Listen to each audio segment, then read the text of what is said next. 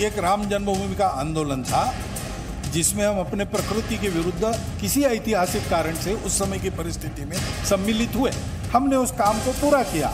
अब हमको कोई आंदोलन वगैरह करना नहीं। मोहन भागवत जी साहब ने जो भूमिका रखी है वो निश्चित रूप से देश के एकता के लिए अगर अच्छी है तो उनका हम स्वागत करेंगे। आपस में मिल बैठकर सहमति से कोई रास्ता निकाले,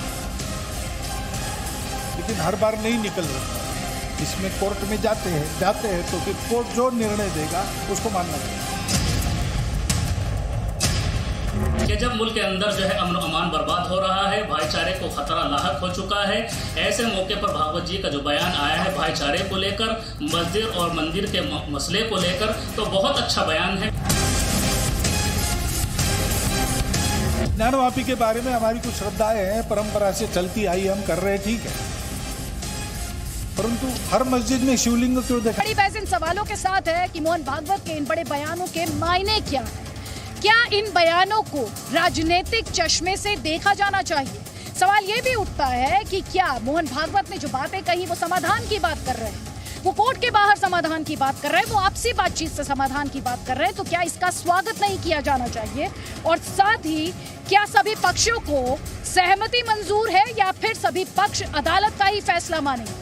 वसीम वकार, हमने देखा मोहन भागवत के स्टेटमेंट का, बयान का स्वागत भी हुआ, लेकिन असदुद्दीन ओवैसी को उसमें भी खोट नजर आया। आप ही समझा दीजिए, अगर वो सहमति से समाधान की बात कर रहे हैं तो इसमें खोट क्या है?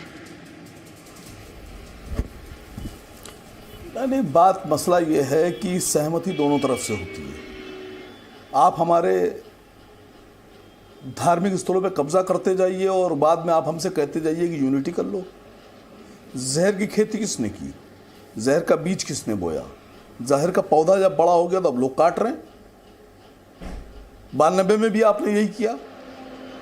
92 में भी आपने कानून और संविधान को दरकिनार करके पैरों तले कुचलते हुए जाकर आपने मस्जिद शहीद कर दी, और बाद में जब फैसला आया तो भले ही आपको दे दी गई, लेकिन न्यायालय को सलाम कि न्यायालय ने, सर्वोच्च न्यायालय ने मान लिया कि मंदिर तोड़कर मस्जिद बाबरी नहीं बनाई गई थी। ये न्यायालय ने फैसला दिया। अब आप ये कह रहे हैं कि ये नहीं ढूंढेंगे, वो नहीं ढूंढेंगे, आंदोलन नहीं करेंगे। आप हर बार हमारी मस्जिद लेते रहिए और हर बार एक बयान देते रहिए। जवाब बीजेपी देगी। आप मुझे बस एक सवाल का जवाब दे दीजिए। आप मुझे बस एक सवाल का जवाब दे दीजिए। किस पोस्ट पे? आपने जितनी बातें अभी तक कही है ना सर। मैं एक मिनट मैडम, एक बात बोल दूं। एक बात के शर्मा जी बैठे हैं। के शर्मा जी ने इससे पहले वाली एक चैनल पर थे मेरे साथ। के शर्मा जी ने एक बात कही। उन्होंने कहा बीजेपी तो कोर्ट नहीं गई, आरएसएस भी नहीं गई। उन्होंने कहा कि 5 औरतें गौरी श्रृंगार मंदिर में पूजा को लेकर न्यायालय गई थी और न्यायालय का फैसला आया। मैं के शर्मा जी से पूछ रहा हूं, आपके चैनल से आपसे भी पूछ रहा हूं, देश से पूछ रहा हूं कि कुछ लोग मुकदमा लेकर गए जज साहब के सामने कि साहब मेरा कलम खो गया, मेरा कलम खो गया है और फला जगह है वो मेरा कलम दिला दिया जाए।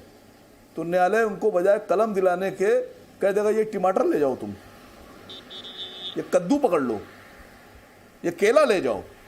फैसला तो करने गए थे कलम का, नहीं, तो कद्दू और टमाटर केला क्यों पकड़ाया जा रहा है?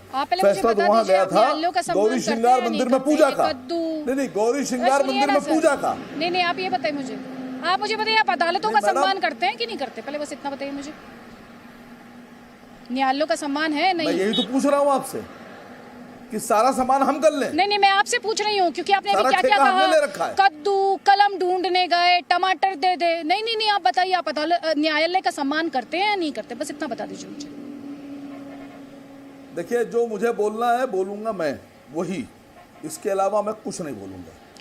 आप दिन भर बोलते और आपको जो बोलना है उसमें आप अदालतों पर टिप्पणी कर देंगे। नहीं, आप अदालतों पर टिप्पणी कर देंगे अपनी कन्वीनियंस के हिसाब से।